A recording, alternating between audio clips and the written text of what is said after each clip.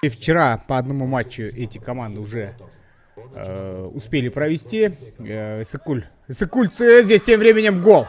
Вот так вот. Это, друзья, будучи маленьким 5-6-классником, я постоянно ездил в Бустери. Здесь еще один дальний удар. Смотрите, какие дальние стадионы, откровенно говоря. Многие ждут. Тем временем хороший пас из глубины поля. Выход 1 на 1 и гол.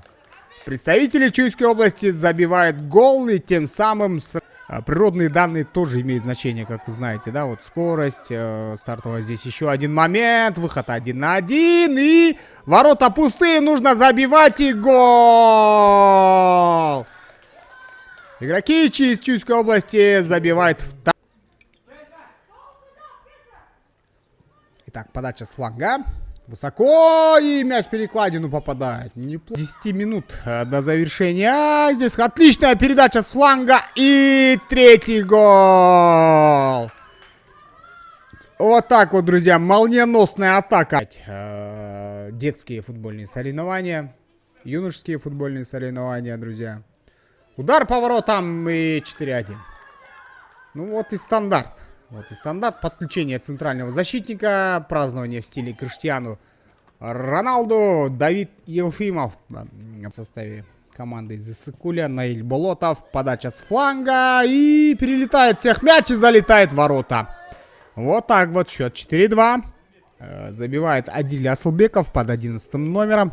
С чем у его меньше 30 секунд до завершения основного времени. Еще 2 минуты будут играть команды. Хорошо. И здесь на уверенности говорить о том, что представители Чуйской области будут в полуфинале. Игра у представителей Чуйской области очень хорошо поставлена. Здесь удар и гол! Какой красивый мяч, друзья. Проход. Можно подать нацеленно. Так и есть.